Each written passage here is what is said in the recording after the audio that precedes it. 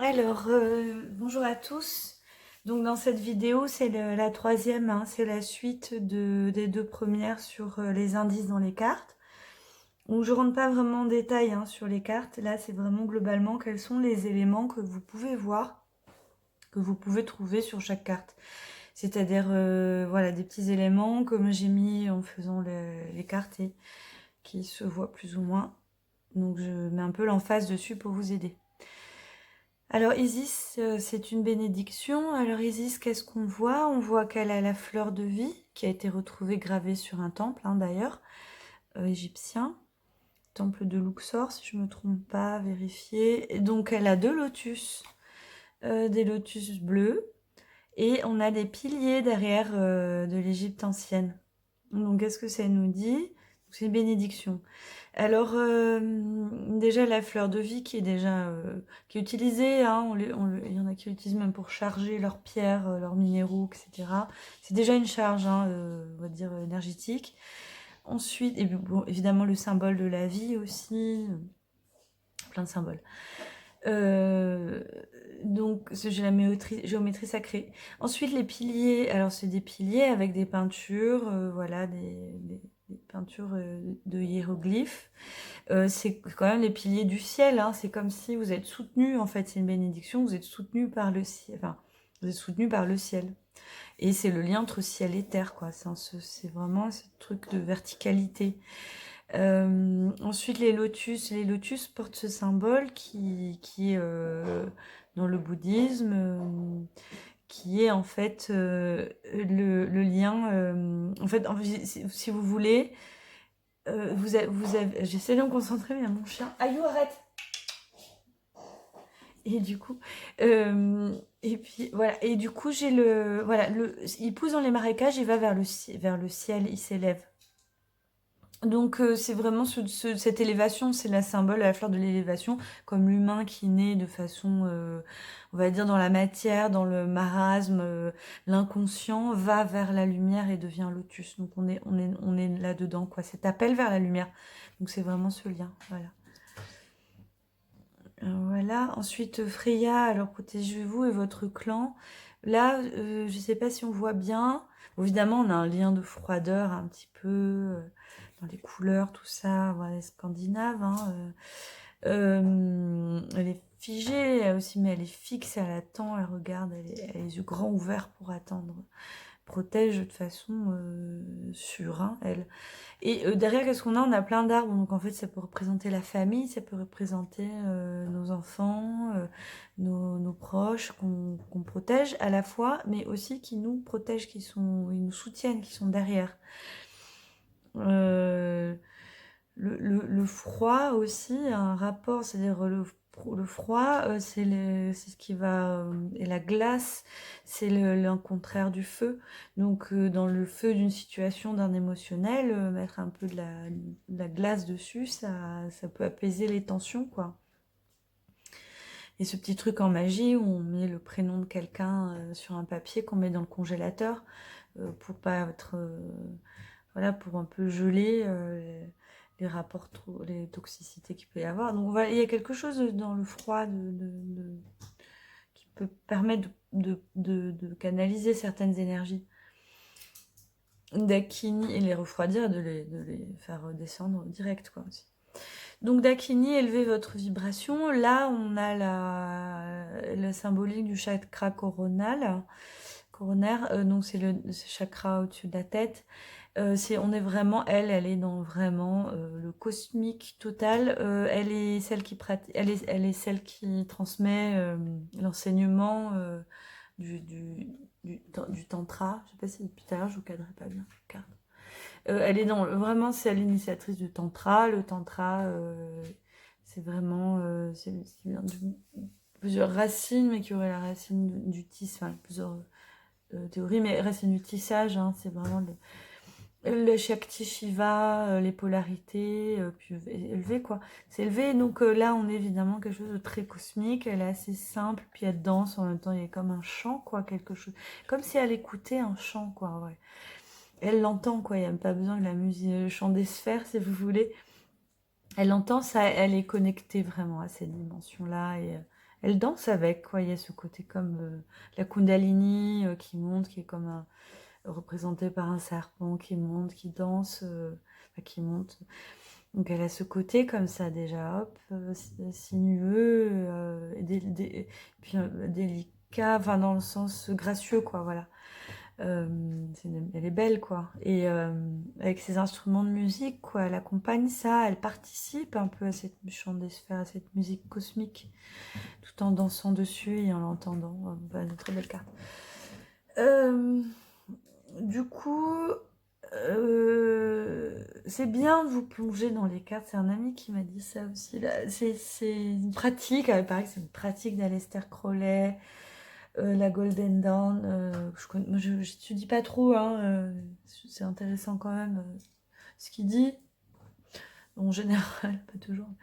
Il parle des tattvas, et donc il reprend dans l'hindouisme un concept. Donc en fait, par exemple, prendre une carte et de plonger dedans, c'est-à-dire se connecter à leur énergie. Pour ceux que ça intéresse, si jamais vous commentez et vous êtes intéressé, je vous enverrai le lien. Les tattvas, voilà, selon Aleister Crowley, la méditation sur les tattvas. Donc c'est par exemple, tu prends une carte, voilà, j'étais à moitié en train de le faire malgré moi, mais bon, parce que c'est un peu le soir aussi, là.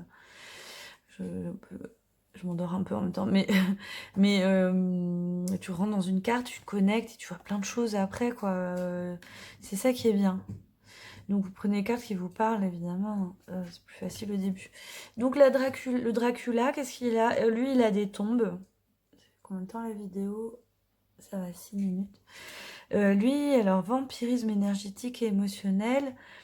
Alors, on a quelque chose de gothique là, mais c'est joli, quoi. Hein. C'est la dentelle un peu. Il y a quelque chose de la lune, c'est rouge, c'est la sexualité, la séduction, et quelque chose de captivant, quoi, dans ces couleurs-là. Un peu violine, bordeaux, le vin aussi, couleur du vin, d'ivresse. Et là, les arbres qui montent, mais sinueux, il n'y a pas de feuilles, vous voyez, une forme de stérilité dans ces arbres, et en même temps qui se mêlent complètement il y a quelque chose de beau, d'harmonieux dans ce chaos, quoi, quelque part. Et là, il y a des tombes. Il y a 2 tombes. Ouais, il y a 2 tombes. Alors, je les ai rajoutées parce que, bon, évidemment, voilà, vous avez compris, quoi. Symbolique. On peut y laisser des plumes plus qu'un peu, quoi, hein, si on se fait vraiment vampiriser. Et du coup, là, on a... bon, elle se laisse aller, quoi. Elle se laisse aller. Après, elle est un peu vidée d'énergie, déjà, probablement. C'est un peu la victime, hein, là. Dans la douceur, qui va laisser faire aussi. C'est ça qu'elle dit, c'est vous laissez pas trop faire. Vous laissez pas trop faire, puisque lui, il veut pas se gêner, quoi. Donc, lui, le Dracula, après, dans la relation, évidemment, ça peut être une femme, hein. Ou un groupe de personnes qui vous vampirisent aussi.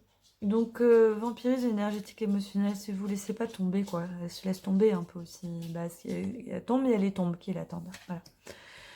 C'était facile, mais ça me fait rire. Du coup, je vais en faire encore. Je vais vous trouver. Ah oui, tout à l'heure, je vous ai parlé de Méphistophélès. Donc, j'étais pas très claire, je me suis réécoutée. Le fond de la carte, là, ces petits designs que vous trouvez, ces fonds-là, c'est le dos d'une carte à jouer ancienne. Donc il y a vraiment ce côté Méphistophélès au diable foncé, c'est ça, hein, quand je disais coup de poker, les cartes, le jeu, le côté Joker aussi. Et même s'il y a Satan en Joker, en wildcard, quand même, considérez-le comme ça aussi, hein, dans cet esprit-là. Et donc, un autre détail. Mon chien qui est en train. Aïe, t'arrête. Stop. Voilà. Je vis ma vie avec un Spitz. Du coup, là, il y a les dimensions. Elle est en train de jouer, de faire n'importe quoi. Il y a les. Ah oui, pardon. Donc, les directions, c'est-à-dire que là, Méphisto au diable foncé, mais là, vous avez l'Est, le Sud, le Nord, et puis les étoiles qui vont avec, voilà, et l'Ouest. Donc, ça veut dire qu'aussi, au diable foncé, lui, il vous dit, bah, n'importe où, en fait, tu fonces, mais alors n'importe où, Est en Ouest, vas-y, quoi, ça part. Donc c'est voilà, c'est considéré là aussi comme ça quoi. Il te dit foncer, mais c'est pas lui qui va te donner une direction. Et même ce côté serpent un peu circulaire, ça peut être se perdre un peu. Hein. C'est l'énergie, elle est là, mais elle peut tourner en rond aussi. Ça peut tourner en rond. Et si elle sort, bah, elle va où quoi. Voilà. Alors, 10 minutes. John dit, vous n'êtes pas au bout de vos surprises. On dirait un petit peu qu'il est sur un iceberg là. Hein. On ne sait pas trop si ça va couler, ça va continuer. Il y a quand même un horizon derrière. Bon, ce sont des cristaux quand même, donc il y a aussi l'énergie des cristaux. Là, il y a, voilà, c'est ça ce qu'il a créé là sur son langage angélique. Son espèce de Ouija board, on va dire, planche Ouija, si je me trompe pas. Et donc en tout cas, voilà, il y a quand même des éléments, des choses vont se passer. Une dernière pour finir, je vous ferai les autres une autre fois, parce que ça sera long. Rien ne se perd, tout se transforme. Là, qu'est-ce qu'on a, on a des ailes de papillon un peu transparentes, donc c'est une transformation. C'est aussi le symbole de l'âme, hein, le papillon. Il y a de la chrysalide, etc.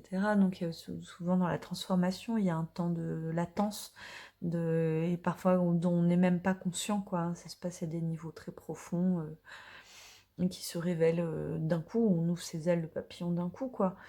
Donc ça peut être la patience aussi. Et puis rien ne se perd, tout se transforme, évidemment. On est sur dans l'hermétisme, table d'émeraude, etc. On est dans cette chose-là. Enfin, donc rien ne se perd, tout se transforme. C'est l'alchimie intérieure et c'est aussi... vous avez peut-être l'impression de vous perdre, vous avez peut-être l'impression de perdre des choses de votre passé. Et en fait, non, c'est jamais perdu.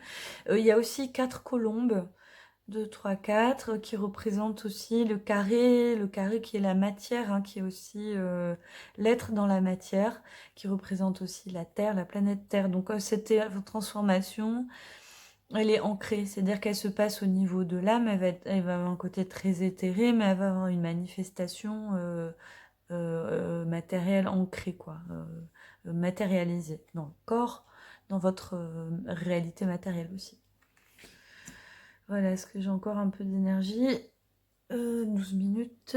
Donc, bon, il y en a, j'ai survolé hein, déjà, mais... bon, tout petit détail, les roses noires, hein, Rasputin, la séduction de l'ordre du rituel. Ça a une histoire aussi, hein, ce bâtiment-là. Tout un peu... Là, il faudrait que je vous ressorte un petit peu mieux les trucs.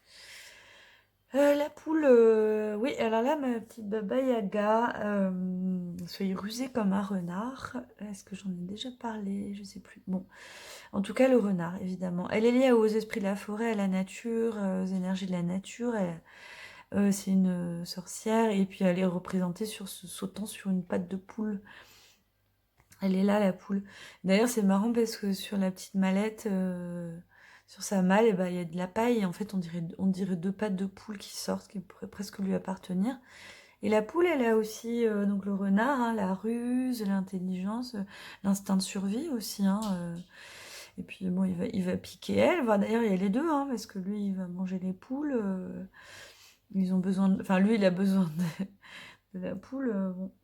Pas forcément l'inverse, mais bon, c'est une création de l'humain, la poule aussi, quoi. Elle est un peu... dans la nature, elle tient pas longtemps, quoi. Et du coup, mais par contre, la poule, elle est quand même liée à l'abondance. Elle est quand même liée à l'abondance. C'est quand même la poule qui pond des œufs, le seul, hein, tous les jours, toute l'année, et puis quasiment. Et puis la poule aux œufs d'or, quoi. Donc, faut garder cette idée d'abondance aussi avec Soyez rusé comme un renard, avec Baba Yaga, parce que elle, bah, elle est rusée, hein, mais elle peut aussi, grâce à sa ruse, vous apporter l'abondance, quoi. Cette ruse-là. Évidemment, il ne s'agit pas de manipuler les gens, parce que de toute façon, ouais, même si on est dans ce monde-là, c'est pas toujours une bonne idée. Donc, elle n'est pas dans la manipulation, que Rasputin est plus, hein, déjà. Mais elle est plutôt dans la ruse, être intelligent, et puis se servir de ça pour être bien, quoi. Enfin, voilà. Bon, je vais arrêter là. J'espère que ça vous a aidé. Et puis, à bientôt pour une prochaine vidéo.